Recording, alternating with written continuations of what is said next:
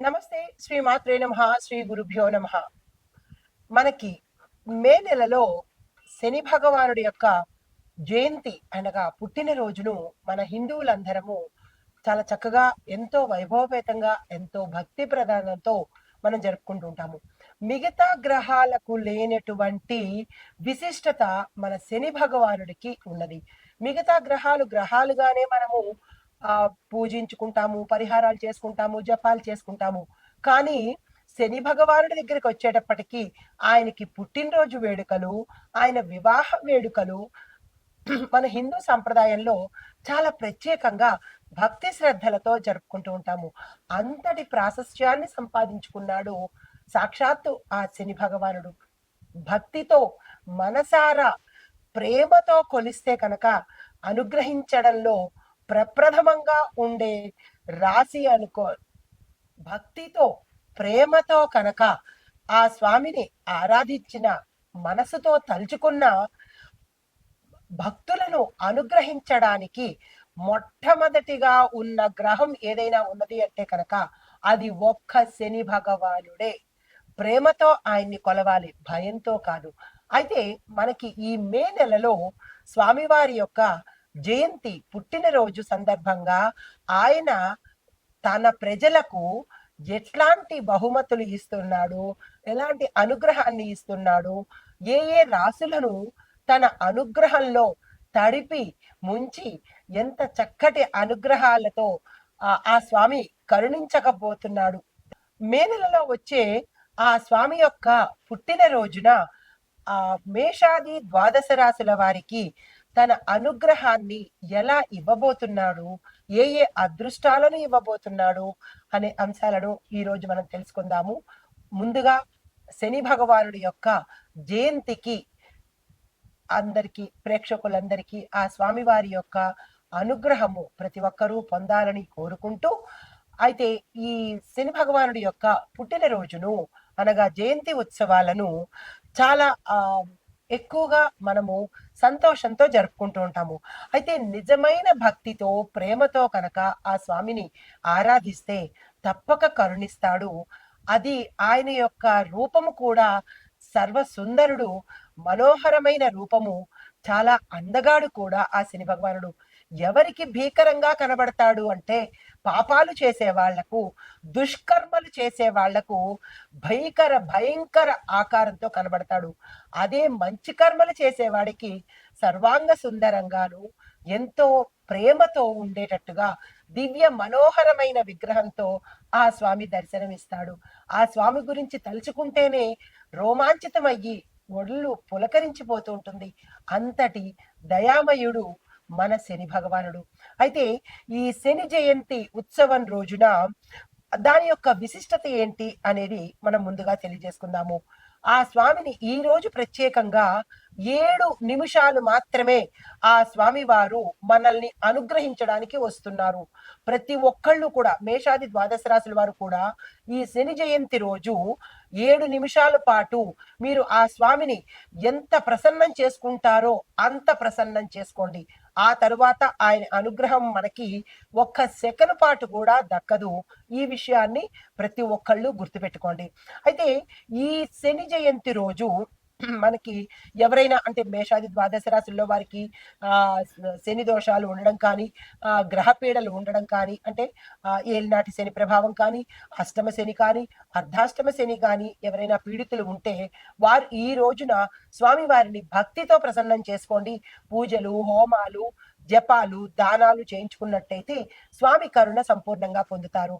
అయితే దీనితో పాటు ఆ స్వామి దేని మీద ప్రభావం చూపిస్తున్నాడు అంటే కనుక ఆర్థికంగాను, కుటుంబ పరంగాను, అంటే భార్యాభర్తలను విడదీయడము, ధనపరంగా చాలా ఇబ్బందులు పెట్టడము, దీనితో పాటు వైవాహిక సమస్యలు కూడా సృష్టించే అవకాశము ఈ శని భగవానుడు ఇవ్వబోతున్నాడు. అయితే ఈ దోష నివారణకి ప్రతి ఒక్కరికి దోషం అనేది కామన్.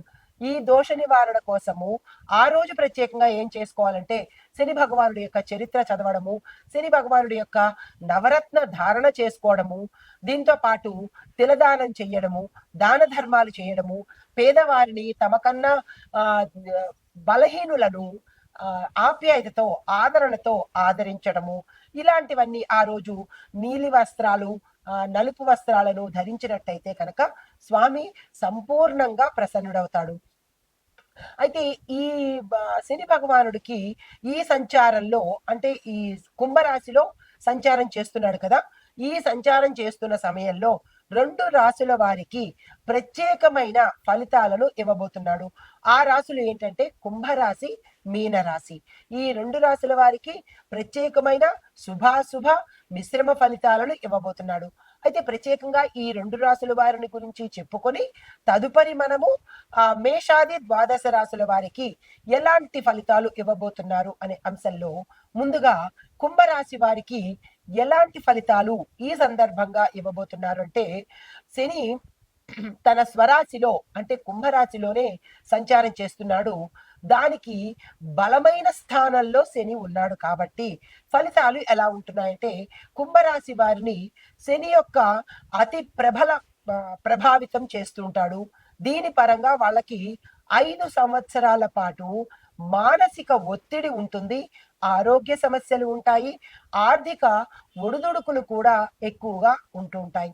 అయితే ఉద్యోగంలో కొంతమందికి ప్రమోషన్స్ రావడము, వేతనంలో వృద్ధి అవ్వడము, అంటే మనకి ప్యాకేజ్ పెరగడము, జీతాలు పెరగడము, కొత్త స్థిరమైన ఉద్యోగ అవకాశాలు కూడా శని భగవానుడు ఈ సమయంలో ఇవ్వబోతున్నాడు. అయితే కుటుంబ సంబంధాలు కొంతమందికి మెరుగయ్యే రీతిగాను, కొంతమందికి హీన స్థితిలోకి వెళ్ళే అవకాశాలు కూడా ఇస్తున్నారు. అది వారి వారి యొక్క జన్మ లగ్నంలో కర్మస్థానంలో ఉన్న ప్రభావాన్ని బట్టి, అంటే 10వ స్థానము 7వ స్థానములో ఉన్న ప్రభావాలను బట్టి వీరి యొక్క అనుభవాన్ని తప్పనిసరిగా పొందేలాగా చేస్తాడు. దీంతో పాటుగా తల్లి ఆరోగ్యం మీద ఎక్కువగా శ్రద్ధ పెట్టాల్సిన అవసరం ఏర్పడుతుంది.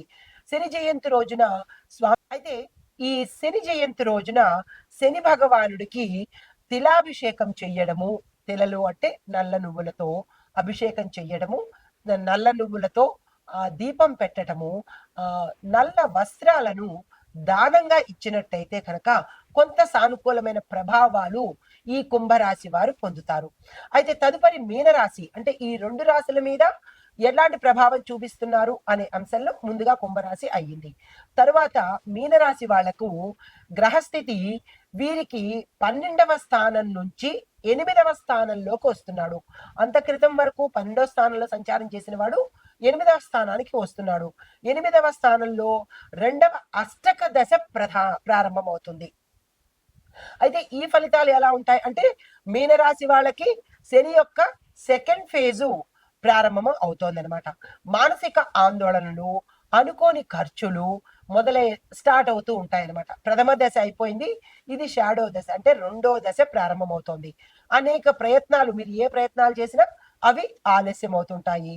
కానీ క్రమశిక్షణ పాటిస్తే శని భగవానుడికి నచ్చేది ఓర్పు, క్రమశిక్షణ. దీన్ని కనుక మీరు పాటించినట్టయితే ఫలితాలు చాలా చక్కగా ఉండబోతాయి. అయితే ఆరోగ్య విషయంలో జాగ్రత్తలు తప్పనిసరిగా తీసుకోండి. ముఖ్యంగా జీర్ణ సంబంధిత సమస్యలు, నిద్రకి సంబంధించిన సమస్యలను ఎక్కువగా ఇవ్వబోతున్నాడు.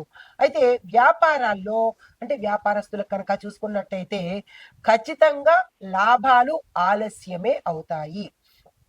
తరువాత మీరు చేయవలసిన పని ఏంటంటే, ఈ మీనరాశిలో ఉండే వ్యాపారస్తులు కానీ మిగతా వాళ్ళు కానీ శని స్తోత్రాలు, ఆ స్వామివారి పుట్టినరోజు సందర్భంగా శని స్తోత్రాల పఠనము, స్వామివారి అష్టకాలు, దీనితో పాటు ధనాన్ని దానంగా ఇవ్వండి. ఎవరైనా పేదవాళ్ళకు కానీ, పేద విద్యార్థులకు కానీ, వృద్ధ దంపతులకు కానీ ధనాన్ని మీ శక్తి కొద్దీ దానంగా ఇవ్వండి. దీనితో పాటు నల్లని వస్త్రాలను కూడా దానంగా చేసినట్టయితే విశేషమైన ఫలితాలు పొందుతారు మీనరాశి వాళ్ళు.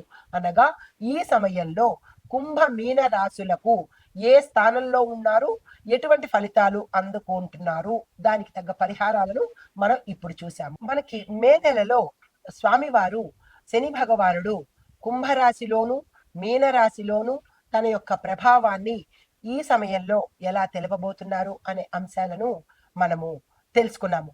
అయితే ఈ స్వామివారి యొక్క ప్రభావము, గ్రహస్థితులు మేషాది ద్వాదశ రాశుల వారికి ఎలా ఉండబోతున్నాయి అనే అంశంలో తదుపరి రాశి మకర రాశి. ఈ రాశిలో ఉండే వారి యొక్క శని భగవానుడి యొక్క స్థానము 2వ స్థానము అనగా ధనస్థానంలో స్వామివారు సంచారం చేస్తున్నాడు. అయితే ఈ ధనస్థానంలో సంచారం చేయడం వల్ల మీకు అర్థమయ్యే ఉంటుంది కదా! ధన సంబంధిత వ్యవహారాలలో విశేషమైన ఫలితాలను ఇవ్వబోతున్నాడు. అయితే మీరు కనుక రుణాల కోసం వెళ్ళేటట్టయితే కనుక అక్కడ మీకు జాప్యం అయ్యేటట్టు, నష్టపోయేటట్టు కనబడుతోంది. జాగ్రత్తలు తీసుకోండి. ఏదైనా రుణాల కోసం వెళ్ళాలన్నప్పుడు మాత్రము ఒకంత ఆలోచన చేసి వెళ్ళండి. అక్కడ మీకు లేట్ అయ్యే అవకాశం కనబడుతోంది. అయితే కుటుంబంలో అంటే ధనపరంగా స్వామివారి యొక్క అనుగ్రహము మీకు చాలా ఎక్కువగా ఉంది. కానీ కుటుంబ పరంగా చూసినట్టయితే కుటుంబంలో వాగ్వాదనలు, కొంత అలజడులు, కొంత ఇబ్బందికరమైన వాతావరణము, మాట పట్టింపులు ఇలాంటివి జరిగేటట్టుగా కుటుంబంలో అలజడులు రేగేటట్టుగా కనబడుతోంది. జాగ్రత్తలు తీసుకోండి. అయితే ధనాన్ని మీరు చాలా జాగ్రత్తగా సద్వినియోగం చేసుకోవాలి. నాకు ధనం వచ్చి పడిపోతోంది, స్వామివారు 2వ స్థానంలో ధనస్థానంలో సంచారం చేస్తున్నాడు, హాయిగా బోల్డ్ డబ్బులు వచ్చేస్తున్నాయి అని ఇష్టానుసారంగా కాకుండా దాన్ని కంట్రోల్డ్గా మీరు ఖర్చు పెట్టగలిగితేనే నిలుపుకున్న వాళ్ళు అవుతారు. లేదు అంటే కనుక వచ్చిన ధనము వచ్చినట్టుగానే పోయే ప్రమాదం ఉంది. జాగ్రత్తలు తీసుకోండి. అయితే ఇక్కడ పెట్టుబడులు ఎవరైనా పెట్టాలనుకున్నా కుటుంబ పరంగా ఇన్వెస్ట్మెంట్స్ కానీ, సేవింగ్స్ కానీ, వ్యాపార పరంగా ఇన్వెస్ట్మెంట్స్ కానీ, సేవింగ్స్ కానీ ఏది చెయ్యాలనుకున్నా ఈ సమయము చాలా చక్కని సమయము. దీన్ని ఉపయోగించుకునే ప్రయత్నం చేసుకోండి. మీకు చెప్పదగిన సూచన, నల్ల గోరింటాకు మొక్కను ఎవరికైనా దానంగా ఇవ్వండి. లేదు అంటే కనుక ఏదైనా దేవాలయాలలో నల్ల గోరింట మొక్కలు మనకి అదే నర్సరీల్లో దొరుకుతూ ఉంటాయి. ఆ నర్సరీలో నల్ల గోరింట మొక్కను కొనుక్కుని దేవాలయంలో కానీ లేదా మీ ఇంట్లో కానీ మీ చేత్తో మీరు నాటినట్టయితే చాలా మంచి ఫలితాలు పొందే అవకాశం ఉంది. దీనితో పాటు నల్ల నువ్వులతో స్వామివారికి బెల్లం కలిపిన నల్ల నువ్వులతో చేసిన ఉండలను, లడ్డూలను నైవేద్యంగా పెట్టడము, ఆ పెట్టిన నైవేద్యాన్ని కొంతమందికి దానంగా ఇవ్వడము, నల్ల నువ్వులను దానంగా ఇవ్వడము, ఇలాంటి పనులు కనుక చేసినట్టయితే ఈ రాశిలో ఉండేవారికి విశేషమైన ఫలితాలు పొందే అవకాశం కనబడుతోంది. ఇది ఈ రాశిలో ఉండేవారికి చెప్పదగిన శని భగవానుడి యొక్క సంచారము, ఫలితాలు, పరిహారాలు. అయితే ఈ శని జయంతి రోజున మనము ఏం చేసుకోవాలి, స్వామివారి యొక్క అనుగ్రహాన్ని పొందడానికి మనం ఏం చేయాలి అనే అంశాలను మీకు వివరంగా చెప్తాను. అవి చేసుకునే ప్రయత్నం చేసుకోండి. మొదటిదిగా శనిదేవుడి యొక్క ఆలయంలో తిలాభిషేకం తప్పనిసరిగా ప్రతి రాశి వాళ్ళు, ప్రతి రంగం వాళ్ళు, స్త్రీలు పురుషులు చేసుకోవాలి. రెండవ పాయింట్, శని యొక్క మహిమకు సంబంధించిన కథలు కానీ స్తోత్రాలు కానీ పఠనం చేయడము, పారాయణ చేయడము, వినడము చేసుకోండి. దీనితో పాటు నెంబర్ 1 శని చరిత్ర 1, శని కవచం 1, శని అష్టోత్తరం 1, ఈ 3 తప్పనిసరిగా పఠించుకోండి, వినండి. నెక్స్ట్ పాయింట్, నలుపు వస్త్రాలను, నీలం వస్త్రాలను దానంగా ఇవ్వండి. దానితో పాటు ధనాన్ని మీ శక్తి కొద్దీ దానంగా ఇవ్వండి. తర్వాత పాయింట్, తిల దానము, తిలలు అంటే నల్ల నువ్వులు, నల్ల నువ్వులను దానంగా ఇవ్వండి. నల్ల శనగలు, ఇనప వస్తువులు, నలుపు నీలిరంగు వస్త్రాలను దానంగా ఇవ్వండి. అంటే ఈ సమయంలో ఎక్కువగా దానాలు ఇచ్చుకునే ప్రయత్నం చేసుకోండి. తర్వాత పేదలకు అన్నదానము, సేవ, ఈ 2 తప్పనిసరిగా చేసుకోండి. ఎంత సేవ చేసుకుంటే మీరు ఏ సేవైనా చేసుకోవచ్చు.